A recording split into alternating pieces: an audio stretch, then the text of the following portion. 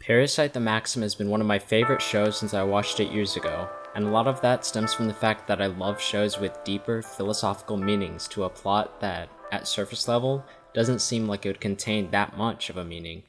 Shows like this, and Monogatari, and Inuyashiki, they all explore the intricacies of human issues and what makes someone human. Parasyte constantly questions the values that humans have imposed on themselves as quote-unquote the superior species. Whether we as predators should be seen as enemies, or whether our morals can justify that when we're met with species stronger than our own. Shinichi's character arc explores exactly what humanity means, and whether he, as a half-breed of sorts between a parasite and human, still has this idea of humanity within him. Just a short disclaimer, this is what I thought the show was trying to say. I'm not saying anything is particularly right or wrong. And also, big spoiler warning ahead.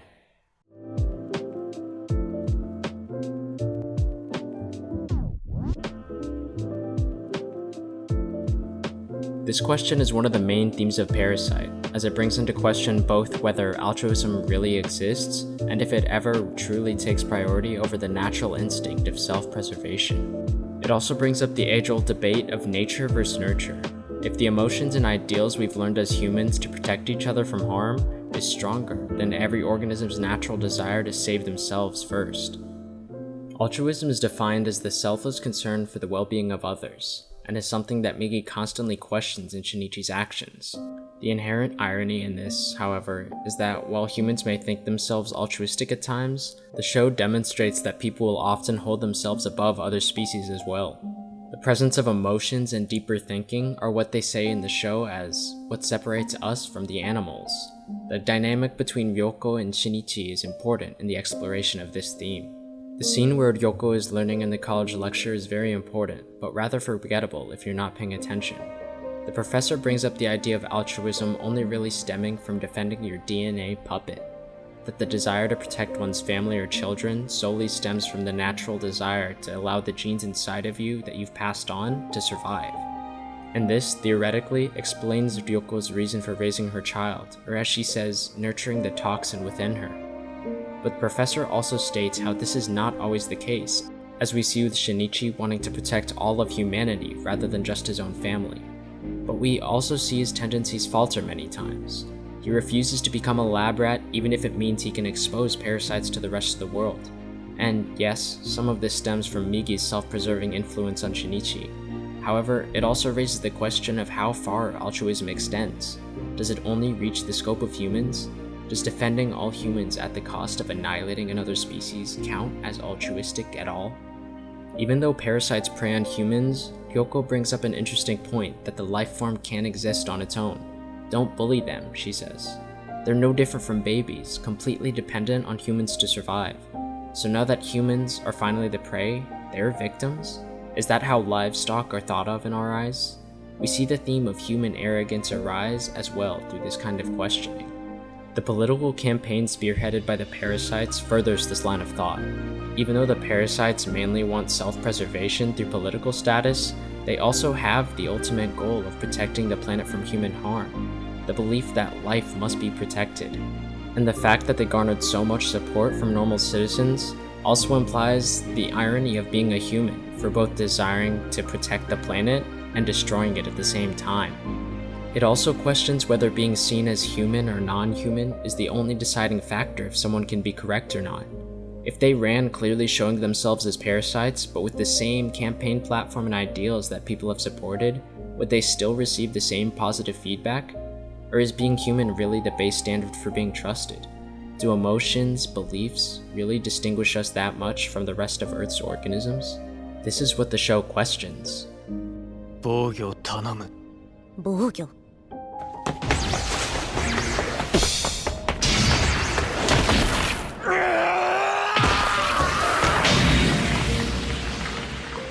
すごい。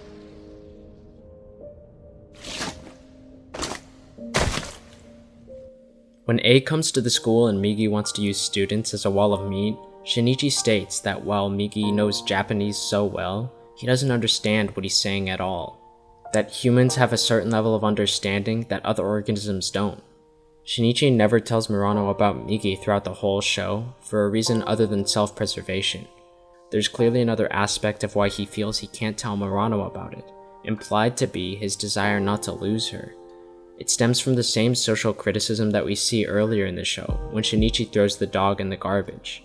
The dog was dead and served no purpose, objectively. In nature, it would be left to rot or be eaten.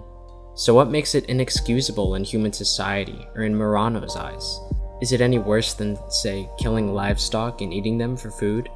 The show questions the validity of human morality and where we draw the line. Parasites often mention that names are unimportant, but while parasites don't care about such labels, Shinichi does. He's afraid of being seen as a monster, as inhuman in Murano's eyes. It's caused by the human stigma surrounding being different, or being an alien in society, and the mistrust surrounding these kinds of people. Shinichi's character arc explores the importance of appearances in human society. When he fights his mom, he says how a monster should look like one, which drives his fear of telling Murano. To be seen as a monster, to be labeled that way in such a superficial society, is one of his biggest fears. We saw this earlier with the Parasite's political campaign, how learning to coexist with humans is the only way to survive on Earth. But to return to Shinichi, we have the question of whether he's human or parasite. The hole he feels in his chest is one of the most important symbols in his story arc. The emptiness he felt since he's impaled by his mother and fuses with Migi, it stands to mean many different things, both of which I've mentioned before as traits that separate humans from Parasite, which makes sense, considering he gets the hole in his chest after he becomes one with Migi. And the most obvious is his lack of emotion, something that the show clearly distinguishes as unique to humans, that parasites can't understand. With the exception of Yoko, whose defense of her child could have stemmed from emotion, rather than the idea of a DNA puppet, as was stated earlier. And the second thing it could stand for is whether Izumi Shinichi is still there. We see Murano constantly question this.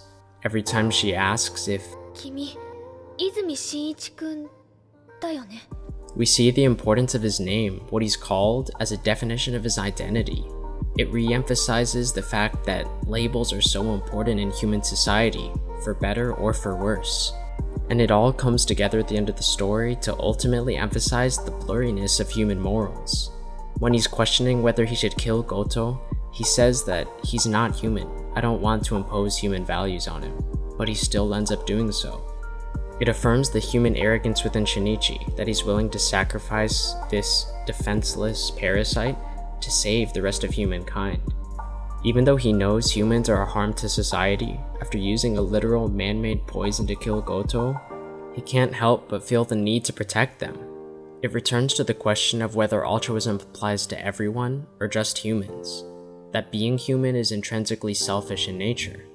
That self-preservation is something you can never really escape from, and that humans have just shaped it in a way that morally reaffirms them as defending their species. This final decision confirms that, yeah, Shinichi's human. Despite the hole in his heart, that he isn't the original Shinichi Izumi he was, and that he doesn't have such a label anymore, his desire to preserve the human race at the cost of other species is what makes him human. It's a sad truth to end the show on, but perfectly fitting when considering exactly how the show began.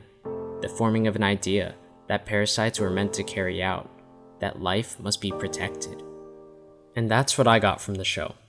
What do you guys think the author was ultimately trying to say? This has been the Anime Culture Corner. Hope you enjoyed the video. Don't forget to like and subscribe for future in-depth show and character analyses.